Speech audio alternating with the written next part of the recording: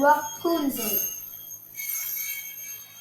Once upon a time, there was a lonely witch.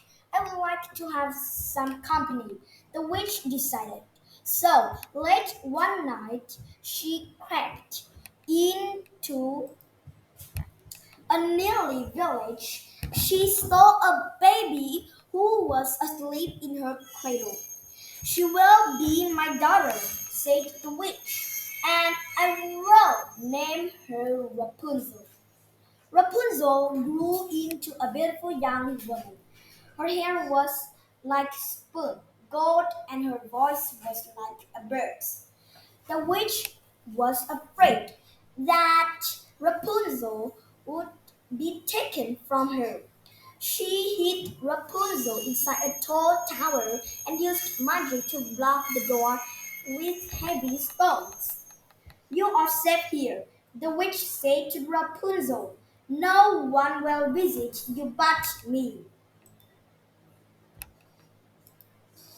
Each day, the witch stood underneath Rapunzel's window and called, Rapunzel, Rapunzel, let down your hair. Rapunzel would let her long hair fall down the side of the tower. Then the witch would come up and visit her. Rapunzel was lonely, though, and bored. She passed the time by singing to the birds outside. One day, a prince walked nearby and heard, heard her singing. He followed the sound until he came to the tower and saw Rapunzel sitting at her window. At once, he was enchanted by her beauty. The prince tried to enter the tower, but he could not move the stones from the door, so he stayed below, listening to Rapunzel's song. At dawn, the witch appeared. She called out, Rapunzel, Rapunzel, let down your hair, and then climbed up to Rapunzel's window.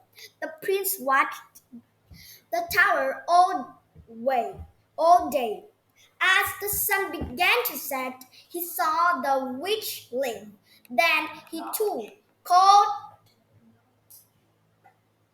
called out, Rapunzel, Rapunzel, let down your hair, and climbed up.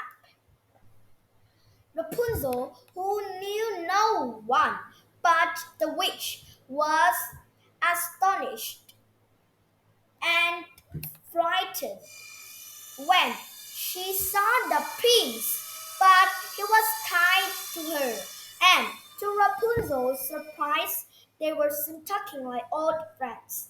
May I visit you again? The prince asked Rapunzel. Please do, said Rapunzel. So he did. Over the next month, the prince came to visit her every day. As soon the two fell in love. Together, they planned Rapunzel's escape.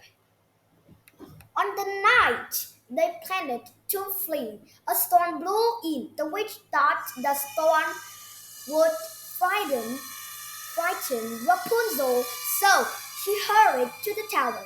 Rapunzel, Rapunzel, let down your hair, she called, her voice barely rising above the storm. Hurry, my love, Rapunzel called back, thinking that her prince, not the witch, not the witch, was climbing up to her. We must escape before the witch returns. When the witch heard this, she became angry. She climbed to the tower room in a rage, pulling harshly on Rapunzel's hair. Wretched girl, she cried. Is this how you thank me for caring for you and keeping you from harm all these years. She grabbed, she grabbed a pair of scissors and cut off Rapunzel's hair. Now you will never betray me again, she said furiously. She dragged Rapunzel to the bottom of the tower and blasted the stones away from the door. I banish you, she said, and sent Rapunzel into the dark forest. Then the witch waited for the prince inside the tower. When he came, she let him climb up using the hair she had cut from Rapunzel's head. In the tower, the prince came face to the witch. You tried to steal my most precious treasure, the witch said to him. Now you will never see her again. I curse you to darkness. The princess sighed, vanished. She dragged him out of the tower and sent him into the forest. You will never find her in the prince, she clacked after him. Heartbroken and unable and unable to see, the prince stumbled through the forest for days.